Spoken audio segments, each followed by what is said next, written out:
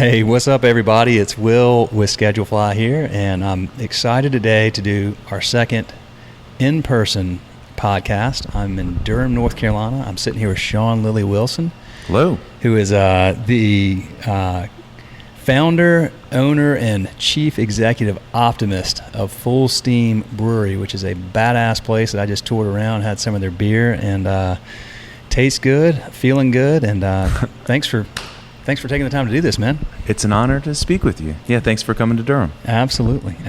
So give us tell us the story about Fullsteam. How did this all come together in the first place? You bet. We're about an 8-year-old brewery. We call ourselves a plow to pint brewery. So our mission and our passion is celebrating the North Carolina farm and food traditions. We work a lot with North Carolina farmers, foragers, agricultural entrepreneurs, and our whole vision is to create economic opportunities for those individuals, for farmers, for foragers, for agricultural value-added processors in a post-tobacco North Carolina. I mean, tobacco is just not a thing anymore, and if we can put the field to work for beer, then we're creating good economic opportunity for those audiences. Southern beer economy, as you call it? That's what we call it, yeah, the Southern beer economy. Yeah. So we've been doing it since 2010. Started off with a Southern basil beer, a farmhouse ale made with North Carolina wheat and North Carolina basil. We were one of Riverbend Malt House's first customers when they were starting out. And since then, we tally it up every week, and we're under $500,000 of purchasing North Carolina agriculture. Gotcha. Why'd you get started though initially? You've been doing. Actually, it was kind of funny. We were sitting here talking, and you and I actually literally worked for the same company years prior to this. So in a very different industry, in a very different space, and so here we are. But what caused this? What led to this? Well, I always considered myself an entrepreneur in waiting. And I didn't really have the courage, or it took me a long time to get the courage to jump out and do my own thing. And there were a couple of factors that led to that. As you and I discussed, I started consulting and doing forming my own LLC, a consulting business. And so I got health insurance, and I kind of figured out the things that kept me afraid of starting my own business. And once I solved these little components, I realized that I could do this. I could start up a business. And of course, the craft beer, there's a whole story there about how I got involved in that and how that was my passion. But from starting a business standpoint, I kind of evolved into this, or I matured my thinking to be able to give myself the confidence to start my own business. Well, tell me about craft beer, because there's a lot of folks that are out there, they brew craft beer, and then there's that, and then there's running a business that's been around for almost a decade now that's doing 9,000 barrels a year. That's a big transition. So what led to, what about brewing craft beer made you think about starting the business? And then did you have a long-term plan that you wanted to get to a certain point, or did you just kind of take it 1 year at a time and see what happened? Yeah, that's dense. Let's see how to unpack that.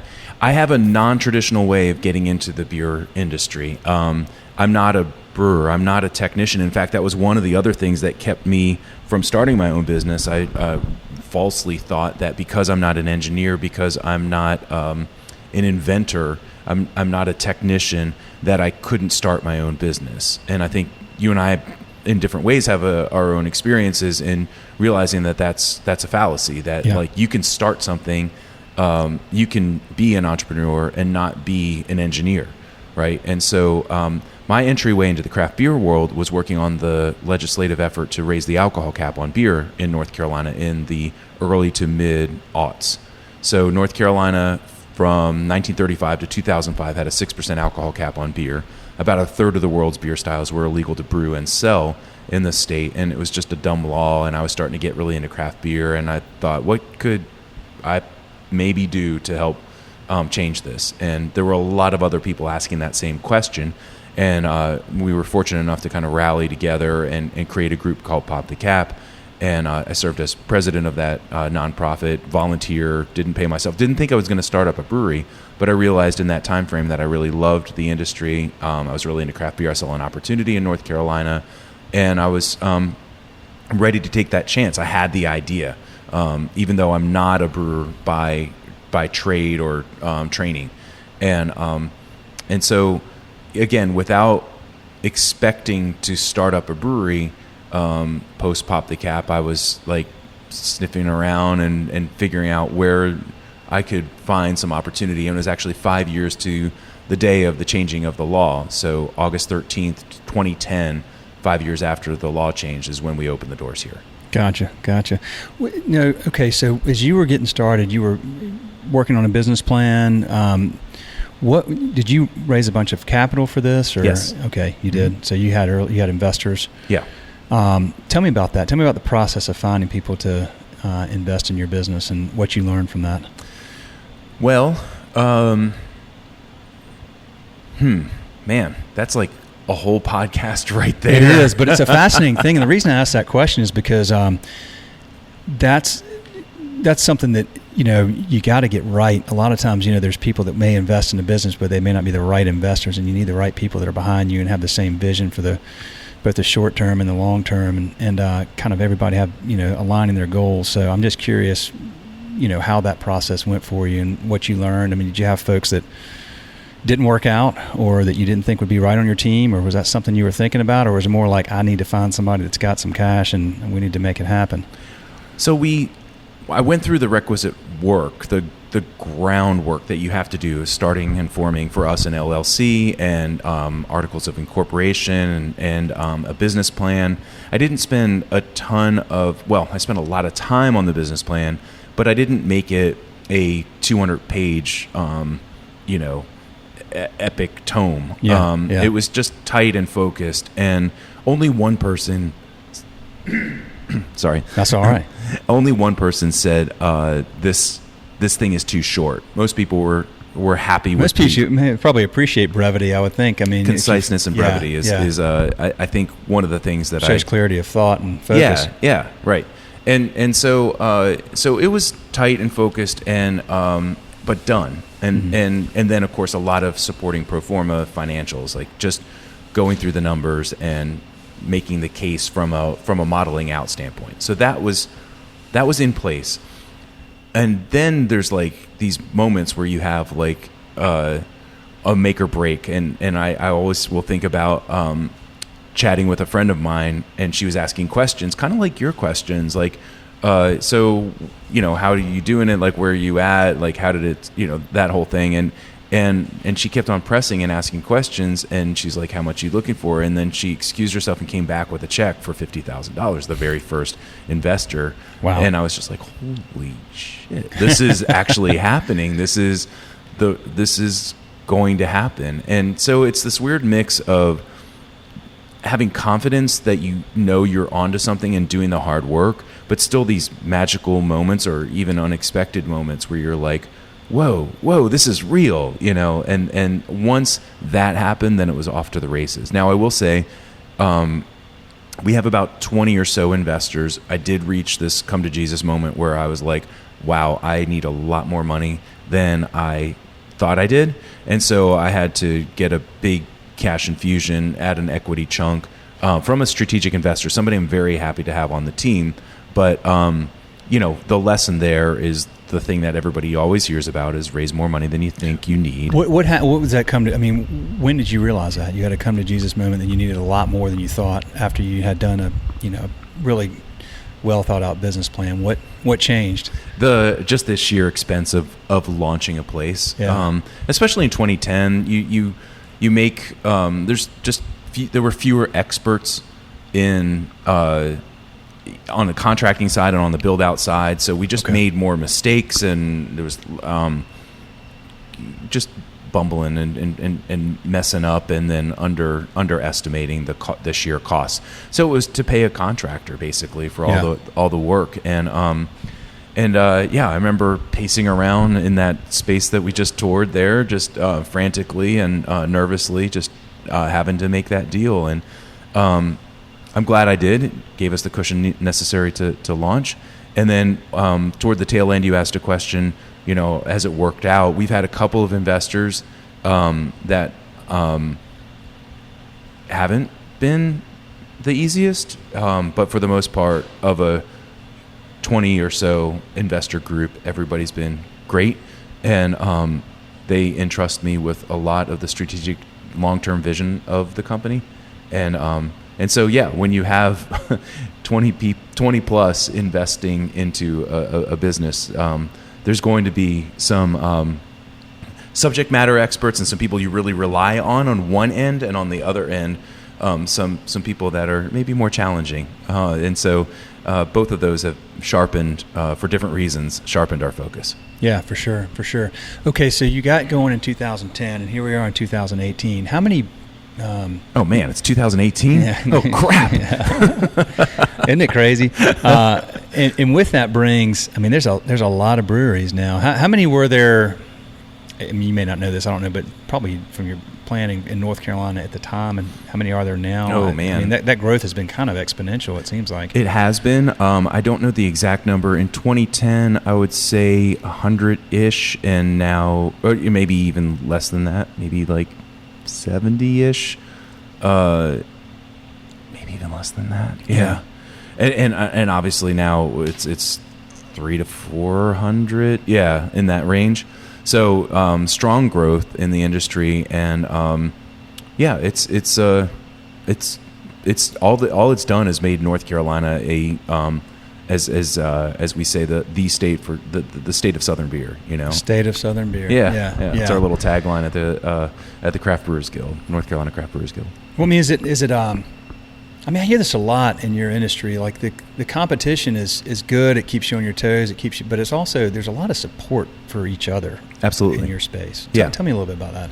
It's a very collaborative industry. That's one of the things that appealed to me when I was looking at getting into this space. I just felt like there were a lot of people looking out for each other and supporting one another. To this day, we will trade bags of grain or share ideas or try to help each other out if there's an active thread on Facebook, and the guild does a lot of this kind of work. So it's competitive, but it's not cutthroat. And why do you think that is? Well, I think fundamentally the industry knows that there's a lot of room to grow, and that we're stronger by differentiating ourselves and being kind to each other. I think it just, there's a lot of reasons. I think it fundamentally we like beer, and we're in it because of good beer, and we see the growth, even though there's been road bumps and closures and challenges and all of that. As Sam Calagione of Dogfish Head said years ago, the industry's 99% asshole free. And that's a great way to put it. Yeah, okay, there you go. I think that's right. And I think if you just start with that, and you know, maybe we've gone from 3 standard deviations to 2 standard deviations as it's grown, you know, but it's still it attracts people who are excited about beer first and foremost, and the other things that we get passionate about, like fostering community or supporting farmers and these kind of more altruistic or big tent or empathetic kind of notions and mindsets and visions that go beyond just pure head-on, no-holds-barred capitalism. Yeah, for sure. Very inspiring. I love the industry. Do you okay, so you learned that you could start a business. You learned that you had, you were an entrepreneur in waiting, as you said. What have you learned about yourself now that you're almost a decade in here as somebody who is managing and running a business? Because starting a business and getting it going, and the passion and the enthusiasm and the grit and drive it takes, that's a skill set that's required to get through the first couple of years or whatever. But then you get to a point where here you are, 10 years in, you're adding about 1,000 barrels a year in this business. You're busting at the seams here. You've got important long-term decisions to make. What have you learned about yourself as a manager over the years? Yeah, 2 things come to mind. One is that I'm a lot more conservative than maybe I thought I would be.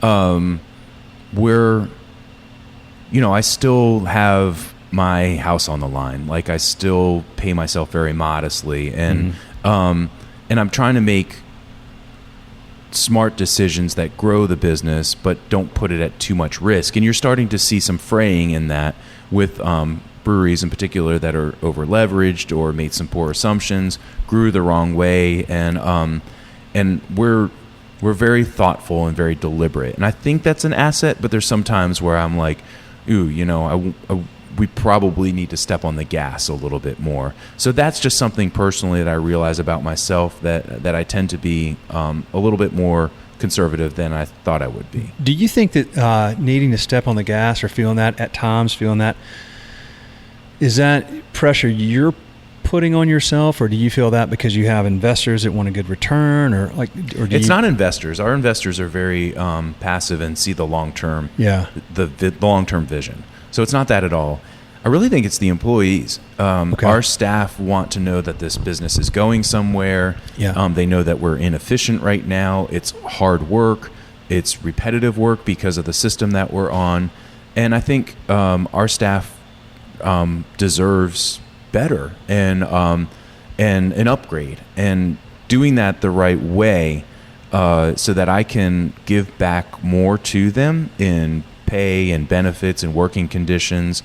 That's the first thing that I think about. And but I don't want to do it to where I get stuck, you know. And so it's that dilemma, and we're figuring it out. And we've got some good opportunities ahead of us. But it's just we're a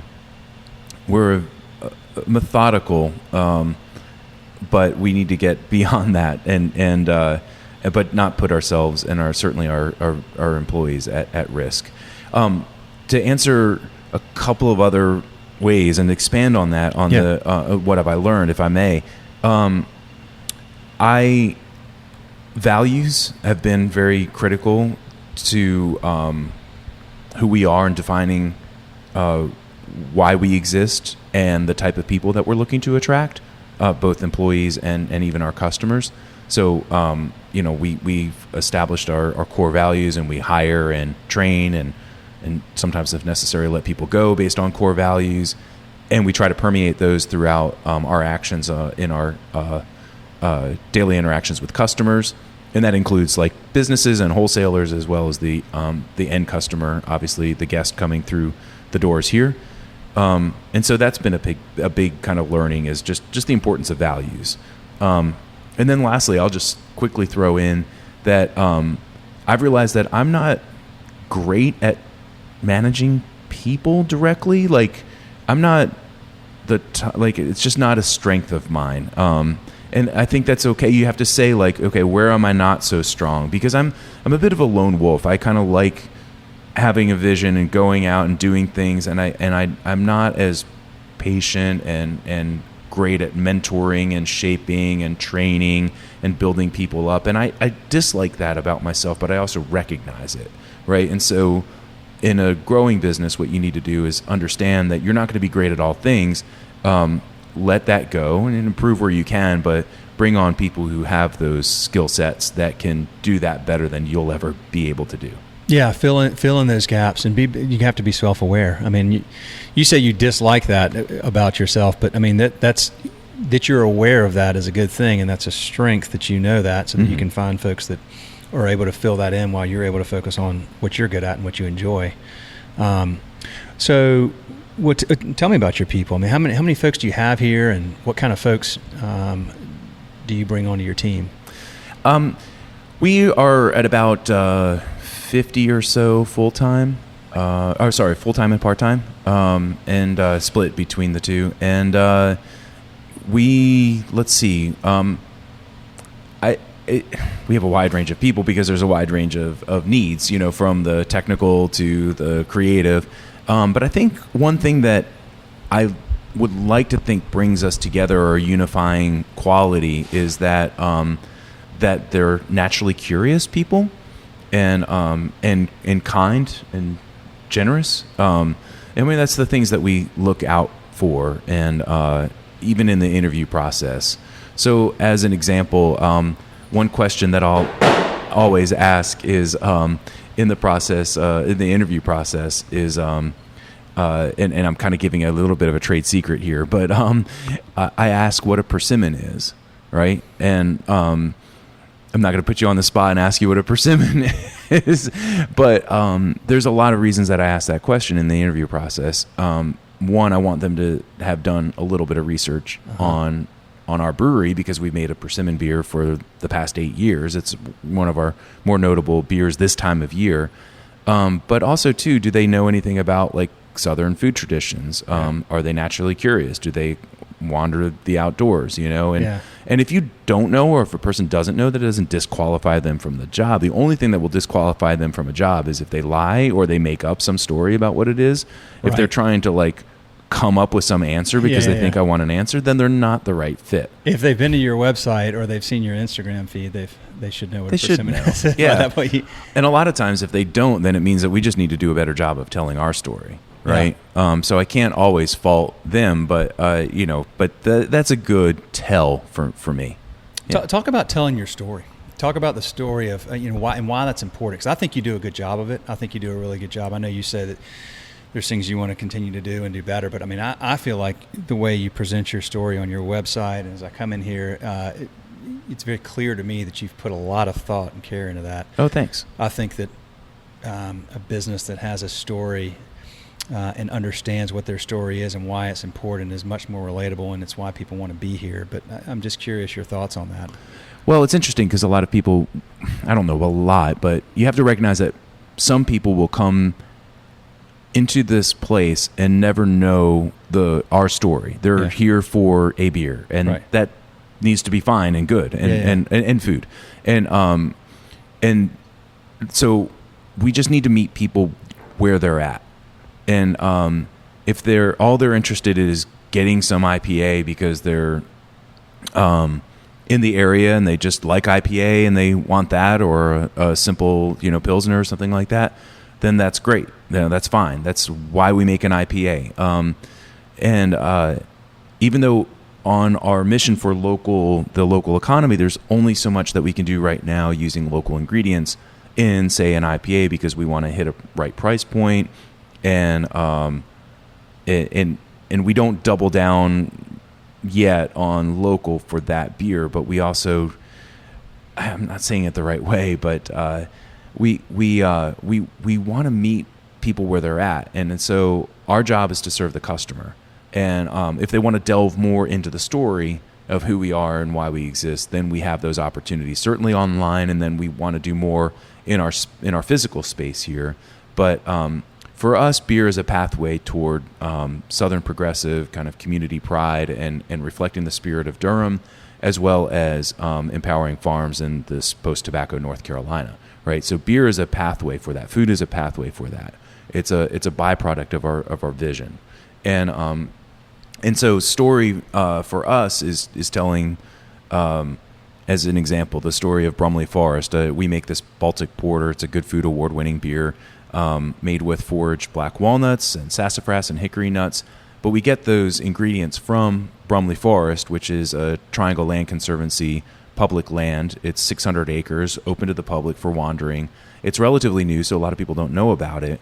But we're taking ingredients from that forest, making a tasty beer, and then $1 per a 4-pack of that beer goes back to Triangle Land Conservancy to support their mission, right? And so if we can tell the story of the value of public land and black walnuts and what they are and all these kind of heady things, if we can do all that through beer, then I feel like we're doing our job. But some people might just come in and taste that beer and hopefully like it, and that's enough for them. And that's fine too. Yeah, for sure.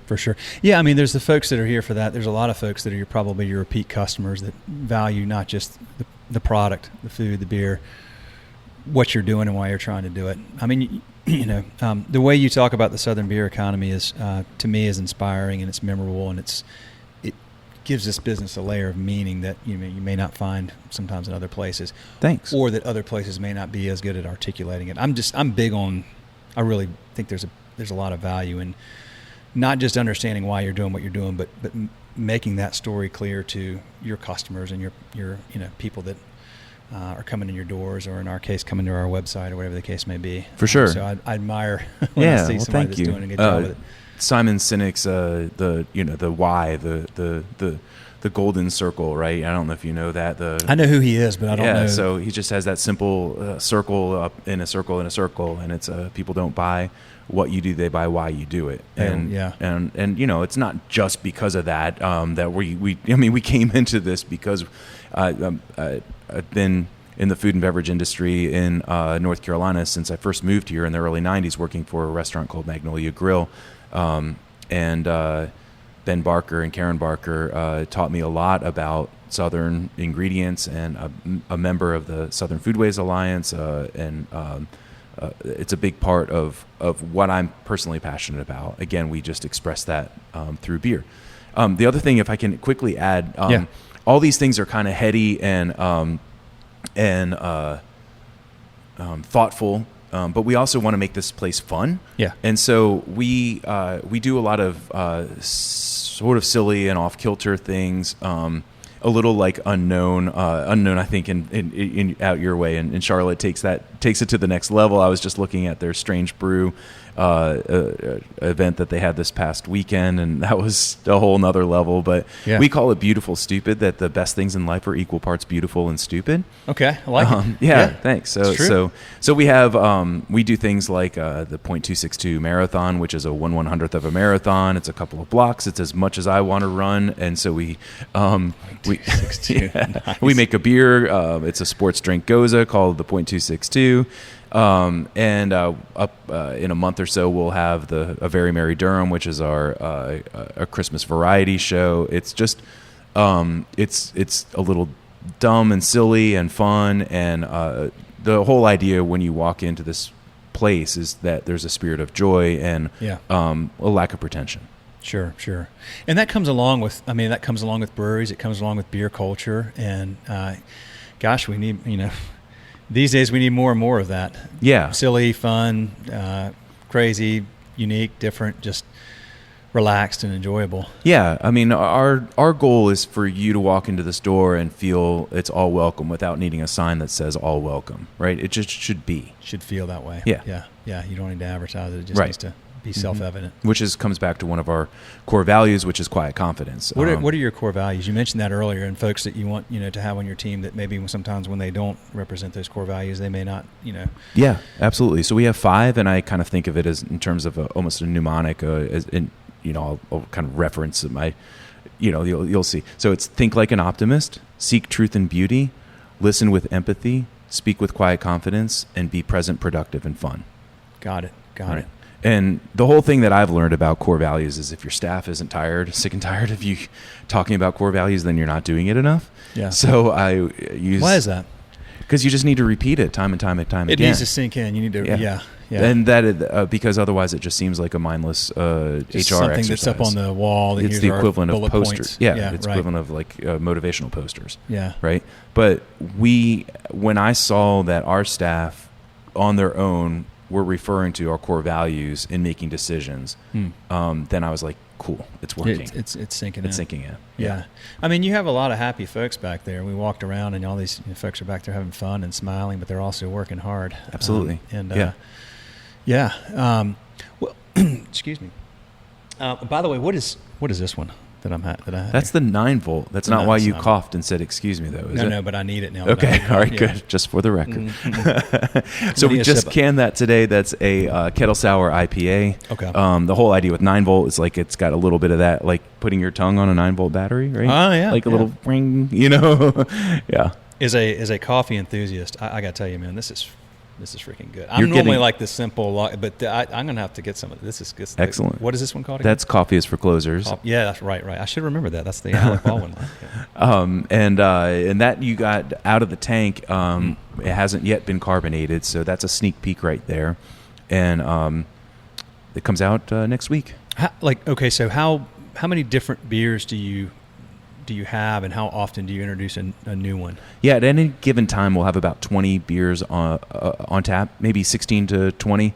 And generally, we're doing a new beer every week at this point. Every week? Mm-hmm. How do you come up with flavor profiles? I mean, That's Chase, whom you met, our Yeah. head brewer's role and responsibility. that's and, a big responsibility. That's a lot of new flavors. Yeah, and then of course, like our team will bring ideas to fruition. So there's a mix, but we look a lot at seasonality and local ingredients. And what's fun is that we'll have farmers and even foragers come in, and they'll say, "Hey, I've got these, hardy oranges, or I've got these things. Can you work with them?" And we're in the habit of saying yes, and so we will often make small batches from local harvests and give it a shot. So generally what we do is we try small batch, and then we look to try to see if it has an opportunity to grow into something bigger. And some beers, like a 9-volt, will just stay quick release and just be a little one-time thing. But a beer like Coffee is for Closers has grown, and we're considering, should that be a year-round beer, like an iced coffee porter? But we're at that point. Is it better to keep it seasonal or meet the demand that may be out there for year-round? For year-round. Yeah. And how many different, do you can all of them, or how many are canned? Well, we have 3 core cans, and that's Paycheck, the Pilsner, Humidity, our Pale Ale, and Rocket Science, our IPA. And then we'll do a seasonal can in addition to that. And that'll rotate through. So we're going from from Carver, our sweet potato lager, to Coffee is for Closers for the winter, and then we'll do labels on cans for a bunch of other stuff, just quick runs of like 40 cases. The market is definitely in a variety mode, and there's a lot of I've had that before, so I don't need to try that again, which is hard. It's challenging. Especially for a beer like First Frost, one of our Good Food Award winning beers, a beer that we're really passionate about. There's a good number of people who are like, yeah, it's delicious. I love that beer. I've had it. And they're looking for something else. Yeah. And so that can be challenging for us when you look to manage inventory and pay foragers and to kind of know what to expect. And a big change for us this year is taking that from 22-ounce bombers, the glass bottles, to cans. And so I didn't think that a higher-end beer in the Farm's Edge series that we do would be in cans, but so far the reaction's been very positive. Gotcha.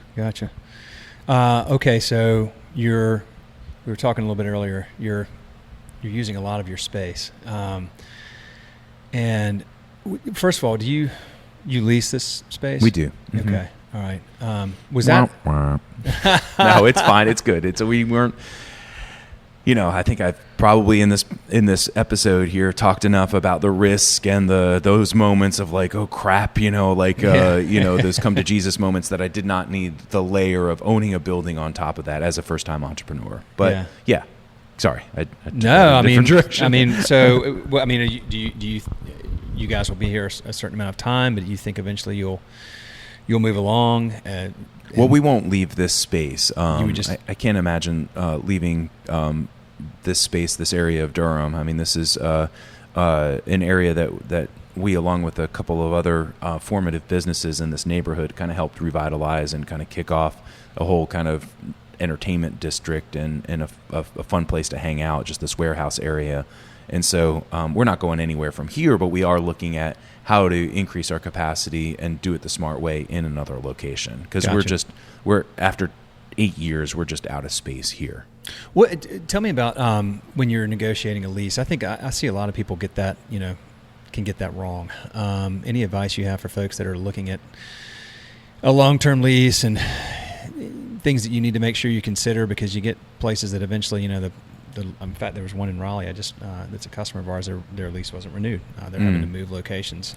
I don't know. It's like everything's so radically different. I would just say be cautious of innocuous things like escalating rent, which has a compounding effect and just gets more and more expensive. And things like percent rent or concessions, where you're giving up top line revenue to a landlord, but other than that, every situation is different. And so I would love to be in a position where we could purchase, but the dilemma for us is that our model is to do manufacturing in an urban area where there's a good number of people that come to the space, and finding those buildings that can both fit a forklift and where people show up on a Tuesday, that's kind of challenging, and those spaces are expensive in a very good economy right now. Tell me about this part of town. So you kind of spearheaded helping to revitalize this. What was here prior, and what's happened since you've been here? This is like an infrastructure area for what used to be the tobacco district. So this was a lot of like automobile repair and truck repair and warehousing for the tobacco industry. Okay. And now it's a mix of still auto repair and bars and restaurants, and it's a funny government services. It's a funny mix. We just call it the warehouse district. Every effort to try to give it a name feels too forced. Okay. So it just is Central Park or the Warehouse District or the Rigsby District or Fullsteam Motor Co. More and more businesses are opening here. I mean, I see places like, I don't know, the coffee shop you sent me to. What was that? Cocoa Cinnamon. Yeah, that was abandoned for a long time. And we have a Durham resident and thoughtful developer who's restored and saved a lot of these buildings for creative adaptive reuse. Yeah. Yes. I mean, great the way they're repurposed. I mean, they have a lot of character, your building does. What's next? Is it the pit next door? The pit is next door, yeah. Barbecue joint. Mm-hmm. Yep. Good deal. Deal. And this building was a 7-Up RC Cola bottling plant. And so for those of you coming in to Fullsteam, if you come in the red door, that used to be a drive-in loading area for trucks that would pick up product, and they would leave out the back. So this is just one big open space, and we've kind of parsed it out to serve our needs. It's we're really proud of the work that we've done to help revitalize this area, but it still feels distinctly Durham. And so like behind us is a housing development for adults with developmental disabilities, some of whom who are living either by themselves or with adult caretakers, and they're just great. They come in here and have parties and hang out, and it's all part of the neighborhood. So it's nice because it's this area has grown and developed, but we still see the elements of Durham that we love, that keep it a little gritty and unique and creative, and it's not just a bunch of tear down projects and condos everywhere, although there are obviously some of that happening too. What's the most fun thing about what you do, Sean? Most fun thing that I do. What do you love most about what you do? Let me rephrase it. No, I mean that's just another shake on the same question. I think for me it's so I'm kind of like a hybrid. Like I'm an introverted extrovert, and so I don't need to be the center of attention. Like I'm not like one of those people that's like the life of the party. Yeah. But I love facilitating the life of a joyful party, right. Yeah, you do it every day here. Right. Yeah. And so I think my favorite thing is to just be in the background, just kind of watching and, half working or kind of just looking at the crowd here and seeing like, birthday celebrations, hearing people sing happy birthday, or the surprise wedding that'll happen, or just these moments. And they're not like these moments that you plan and you think they're going to be like, well, this is going to be a lifetime memory. You know, they're just the serendipitous, just like they hit you in this kind of like, wow, this is a place of good, and no one really knows who I am. And I can just watch and kind of experience this and vicariously enjoy in the experience, and that's like the thing that makes my heart skip. Yep, for sure. Last thing I want to ask you is, okay, so you're about almost 10 years in. Where do you want to be 10 years from now? Well, we've said from the get-go that we want to be a landmark brewery for the South, that we want to explore what it means to make distinctly Southern beer. We want to pioneer the Southern beer economy. And I think we've accomplished a lot of that. When we first started, we made this beer, then called Summer Basil, now called Southern Basil. It was the first beer we ever brewed, and it was super weird for people. This idea of taking local grain and local basil, and that it would be slightly different every time because basil evolves throughout the season, so you would taste it. It wouldn't taste quite. That was a really weird concept, right? Yeah. But now, most breweries are doing something local and using local ingredients, and that's great. I mean, we want to pioneer that. We don't want to.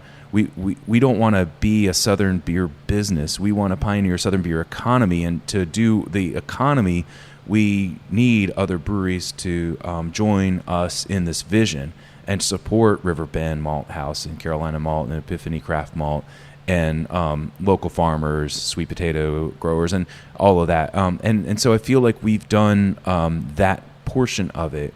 And so in 10 years, we have to say, as we look 10 years ahead, in this quest to be a landmark brew for the South, what does that mean and what does that look like? We're still figuring it out. It would be easier to come and say, well, we're going to be this number of barrels and we're going to be in these locations and this is the way it is. But as you know, the industry is so dynamic and ever changing that you have to respond to the fact that there's now, 3, 4, maybe even since the time we started talking, 500 breweries that have started up in North Carolina. And so we try not to measure it in terms of our own barrels. This is a long and complicated way of, it's already a long answer or non-answer, I don't know. But if our mission is the Southern beer economy, in a changing market, we're probably better served by having multiple locations where we're able to buy more from local farmers because we can absorb that cost of goods in our tavern. Yeah. Because we're capturing that margin, we're able to buy more local, like Wooden Robot does in Charlotte area. Yeah. They buy a lot of local because they're selling a lot of beer on premise. Yeah. And they can work with Epiphany Craft Malt, and we can too, but we also package that product, and so the competitive price point that we have to be at, for people to pull that beer at the store shelf right now until we gain these economies of scale, it has to be price competitive. And so this is probably the longest non-answer I've ever given, but I like it. But I think I envision us not tracking our growth in 10 years from barrelage standpoint, but from an economic impact. So I want to every year be buying $1 million of North Carolina local agriculture, and however that translates into barrels, I don't know. We'll see. We'll see where the audience, where the industry goes, and what customers want. But again, circling back to our passion, is if we're at $450,000 in our 8 years, but that's growing it's growing consistently. We're increasing our percentage of local ingredient every year. Then man, success to me is every year we're purchasing $1 million in North Carolina agriculture. Yeah. That to me is the 10-year plan. Yeah, and the number of barrels, that's the byproduct of all this. I really like the way you think. You're not that's great, man. That's a really just a powerful way to look at the business, and I admire that. I admire that a lot because you're trying to do something bigger than just sell, just produce more barrels every year and whatever it is. That's why I asked you earlier, you went from under 1,000 to 9,000. You're doing about 1,000 more a year, but that's not what your focus is. Clearly, it's not. Well, next year we're going to do 10,000 and then 11 or whatever. But now you have to do that work for planning purposes. You've got to model all this out for investors. Yeah, but that's not your primary focus. It's not that. Yeah, that's the byproduct, and then you plan around that. But dude, this has been awesome. I really appreciate this. Well, thank you. I appreciate the opportunity. Every time I talk like this and I get to sit down and get challenging questions, it makes me think even more about the business, about our staff, about our mission. So it just makes me sharper. So I appreciate it. Yeah. Sometimes it's hard to do that to yourself. In other words, like I may be driving up here today asking myself about things, long term about Schedule Fly. But until somebody else, because it's just different. It's a different dynamic until somebody's actually kind of absolutely really pressing you on it. So yeah, it's good. So stuff. Thank you. Yeah, for sure, man, for sure. Okay, folks. Well, thank you for listening. Sean, thank you very much for doing this. Appreciate it, man. We're stoked to serve you. We love I feel very thankful to have the opportunity to do this, and appreciate you taking the time. You bet. I just say thank you for making a great product. And the Southern beer economy isn't always just about ingredients, but it's about businesses like yours that, the more we can support local and help North Carolina breweries and small businesses, it has that kind of exponential or spreading effect to support businesses like yours. So awesome. Cheers. Awesome. Cheers. Appreciate it. Yeah. Thank you very much. Cool. All right. Thank you, guys. Have a good one.